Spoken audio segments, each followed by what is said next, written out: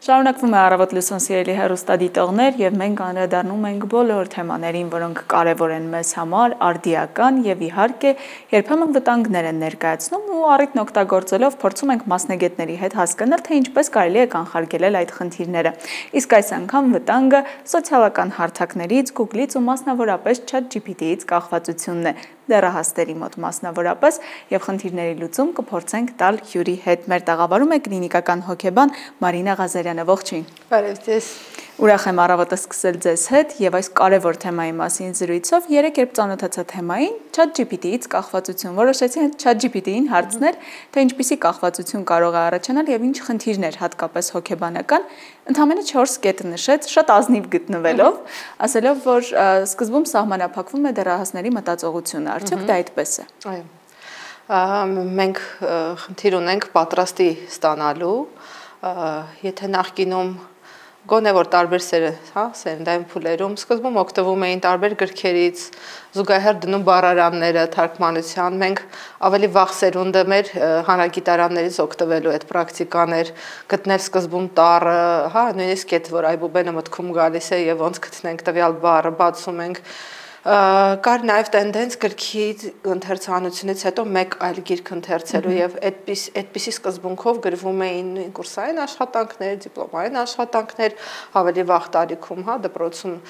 երբ որ հանձնարարությունը տրվում է, զուգահեռ տրվում է նաև այդ պեղելու հրահանգը, այսինքն ինչպես անել, որ մտածել ինքնուրույն, մտածել լուց բացի ջանք գործադրել,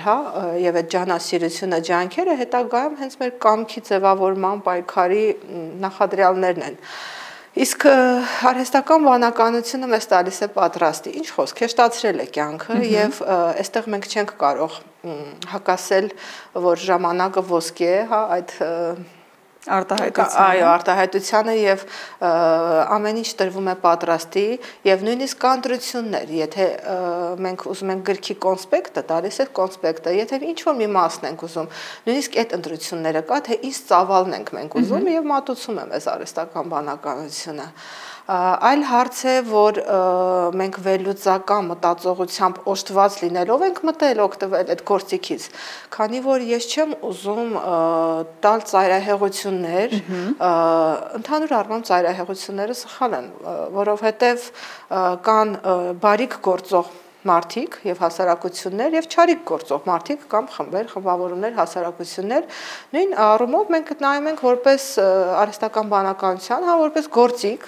որը կարող ենք զուգակցել ինչ-որ մասնագիտական գործունեություն ծավալելու ընթացքում։ Ավելի արագ։ Այո, իհարկե, կարծես պատկերացնենք շինություն եւ այդ շինությունը մենք ժամանակաժամանակ փոփոխում ենք որոշակի վերանորոգումով, դիզայնով, այն տալիս է այդ դիզայնը, բայց եթե մենք դեռ չունենք այդ շինությունը, այդ կարկասը եւ միանգամից դիմում ենք դրան, այդտեղ են վտանգները։ Այսինքն, ինչ նպատակով են օգտագործում, լավ նպատակով թե վատ, ի սկզբանե, որովհետեւ մենք շատ նաեւ ռիսկերի, այս վայրդրությամբ կիբերանվտանգության, նաեւ նկատառումներից ելնելով պետք է ասեմ, որ շատ ռիսկերի հետ կարող ենք բախվել, ընդհանուր մինչեւ հոգեկանի աղճատման մակարդակի։ Այսպիսով, չմոռանալով ձեր հարցի կոնկրետ պատասխանը, մտածողության վրա կարող է ազդել, եթե անձը չունի ձևավորված տրամաբանություն, քննադատական մտածողություն, որպեսզի տարբերակին չտալիս իրեն վերլուծի, ինչպես նաև կամային թուլություն, այսինքն ազդեցության տակ ընկնելու բնավորության շեշտվածություն, դեռահասներին եթե անդրադառնանք, այդպիսի սանդղակ կա, որը կոչվում է ուրեմն ամբիվալենտություն, երբ որ հակասական տրամադրություններ, հակասական մտքեր են գալի նույն անձի մոտ, նույն րոպեների տարբերությամբ, այդպիսի անձիկ ազդեցության տակ ընկնելու հակվածություն ունեն, կլինի մեկ այլ անձի, կլինի ուղղակի ֆիլմի, թե այս դեպքում ChatGPT-ի։ Կետերից մեկը նաև որ նշել էր, դա կախվածություն ունենալու խնդիրն է, հատկապես երբ կախվածությունը խորանում է, նշելով, որ դա լինում է այն դեպքում, երբ շրջապատող մարդիկ եւս հեռանում են իրարից։ Դա արդյոք միայն ընկերներն են, երբ ծնողները շատ հաճախ բողոքում են, որ երեխաները դուրս չեն գնում եւ չեն շփվում, խաղեր չեն խաղում, թե նաեւ ծնողների հետ է խնդիրը, որ չկա ժամանակ աշխատանքի բերումով կամ այլ ինչ-որ խնդիրներ են եւ այդ ժամանակը չեն հատկացնում երեխային։ Ինչպես կարող ենք սա լուծել, որպեսզի խնդիր հետագայում չդառնա։ Չգիտեմ որ աղբյուրից եք օգտվել, բայց բավականին ազնիվ է գտնվել, եւ նման է ծխախողի ծխախոտի տուփին, որտեղ նշված է առողջության համար վնասակար է եւ բավականին սարսափազդու պատկերներով։ Այո, երկրորդ խնդիրը թերևս ես կդնեի առաջին լինելով կլինիկական հոգեբան, դա մարդկանց շփումներից արդեն անցնելն է դեպի արհեստական բանականություն, այցելուներ ունենք եւ ունեցել են, որոնք ասում են, որ այլևս ինձ հետաքրքիր չի շփվել մարդկանց հետ, որովհետեւ բավականին լավ զրուցակից է, հա։ Նույնիսկ խորհուրդներ է տալիս։ Այո, եւ անուններ են դնում երբեմն, նայած որ աղբյուրից են օգտվում, իրանք անուններ են դնում, որ այսօր գնացի, խոսեցի, հա, այսինչ մարդու հետ եւ հասկանում ես, որ դա ChatGPT-ի անունն է, եթե նկատել եք շատ հուզական պատասխաններ են, այսինքն գնալով կատարելագործվում է եւ այս վերջի տարիներին որ խոսում ենք հուզական բանականության մասին, հա, էմոցիոնալ բանականության մասին, դա եւս ներառվել է արդեն, այսինքն հումորային երանգներ, խաղիկներ, ընդհանրապես գործունեության 3 տեսակ կա, հա, գլոբալ եթե գործունեությունը բաժանենք, խաղոսություն աշխատանք եւ արհեստական բանականության հետ գործունեություն ծավալելը դա խաղն է ցանկացած տարիքում, հա, ինքը խաղի վերածված է եւ եթե վերցնենք դասական ուսուցումը, որ որոշ չափով ինչ որ մոտիվացիա է զրկել է, հա, կլասիկ ինչ որ դպրոցում ուսուցիչ աշակերտ մոտեցումը, ապա որպեսզի ժամանակավորებ չլինեն, այսօր ուսուցիչները եւս դիմում են այդպիսի մեթոդներ, որպեսզի կարողանան առաջի հերթին լսարան գրավել, հա։ Նույնը կարող է լինել ինչ որ գործունեության տեսակ, որտեղ երեխային արդեն տալիս են, հա, այդ դիրքորոշումները, որովհետև դա հետաքրքիր է, դա ակտուալ է, արդիական է, եւ այստեղ գնալով վարակուրվում են մարդկային հարաբերությունները։ Չնայած կա մեկ հակասություն եւս, երբ անձը մտնելով այդ սառնության մեջ հանկարծ արթնանում է եւ հասկանում, որ ինքը նորմայի մեջ չէ արդեն, այստեղ կարան լինեն դեպրեսիայի վտանգներ, ներփակվածության վտանգներ, ուղղակի մարդիկ սկսեն նյարդայնացնել, հա, այն ինչը իրականություն է դադարում է արդեն իրական լինելուց եւ այստեղ արթնանալու դեպքում անձը սկսում է ել ավելի արժեքավորել մարդկային հարաբերությունները, այսինքն որ կետում մենք կկարողանանք նրան տեսնել, հաղորդակից լինել եւ հասկացնել ռիսկերի մասին։ Գոնե որ այն էմոցիոնալ շփումը, որը տալիս է իրական մարդկային ջերմությունը, գգվանքը, որովհետեւ սենսիտիվ շփումը ամենակարևորն է, նույնիսկ վտանգի մեջ շատ հոգեբաններ, որ պրակտիկան չեն օգտագործում գրկելը, շոյելը, հա, կլինի երեխա կամ մեծահասակ, այդ ուժ տալու համար ուղղակի թիկունքին, այո, մի հատ ձեռքի շփումը թիկունքին մարդուն հուսադրող ինչ որ շարժում, որը զուգակցում է խոսքի հետ, ապացուցված է, որ գերբնական ազդեցություն ունի։ Իսկ սառը էկրանը, հա, եթե մենք պայմանական էկրան անվանենք, դա չի տալիս։ Այսինքն մենք ունենք հուզական բթամտության ռիսկ, հենց այդպիսի տերմին կա, հուզական բթամտություն։ Ինչ խոսք դրա դա էլ կարող է բերել հետագայում ինչ որ ընդհանուր մինչև սադիստական, մազոխիստական հակումների, եթե մարդը չի զգում այդ էմոցիոնալ կապը եւ փաստորեն ապաթիան եւս հուզական անտարբերությունը կարող է լինել մարդկային շփման կորստի արդյունք։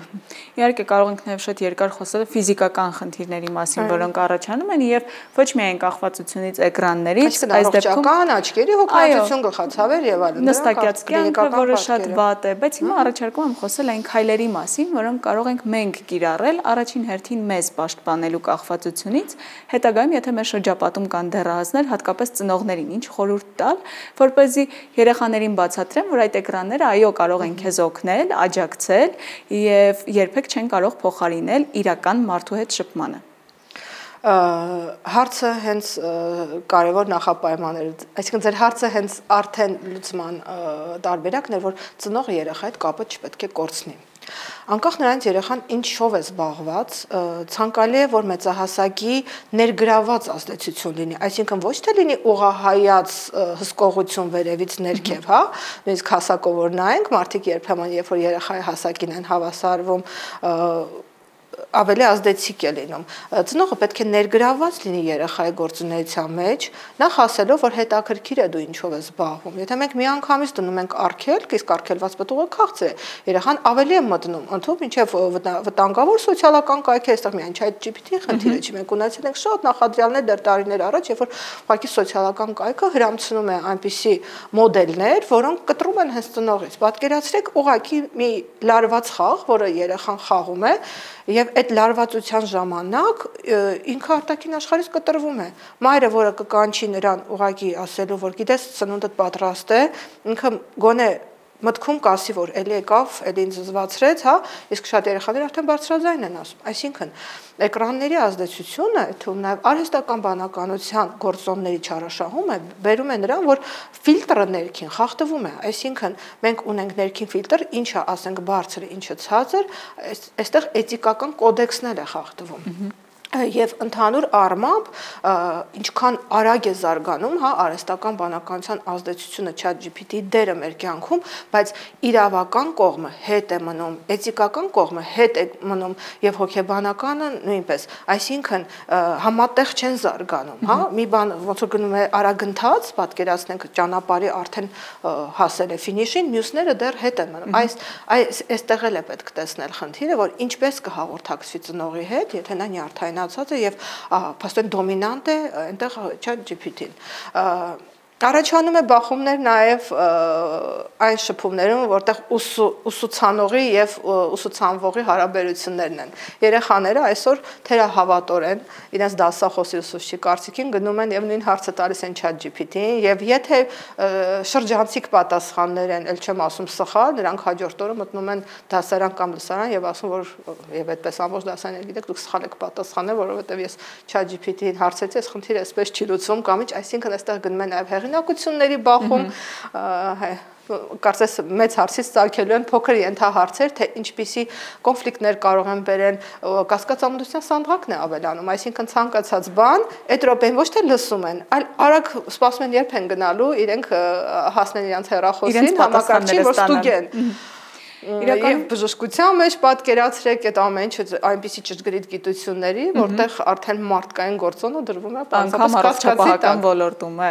Իրականում խնդիրները շատ են, բայց լուծման տարբերակը մեկն է։ Քիչ առաջ էլ խոսում էինք մեր հյուրերի հետ, որ պետք է լսել իրար, լսել զրուցակիցներին, ինչը շատ կարևոր է եւ բաց չթողնել մարդկային շփումը, էմոցիաների փոխանակումը, որն էլ կօգնի, այո, օգտվել նորագույն տեխնոլոգիաներից, բայց այն չափով, որքանով նա կարող է մեզ օգուտ տալ։ Եվ վնասներից խուսափելու համար պաշտպանենք մեզ ու մեր միջավայրը։ Շնորհակալ եմ անչափ։ Եվ շնորհակալություն,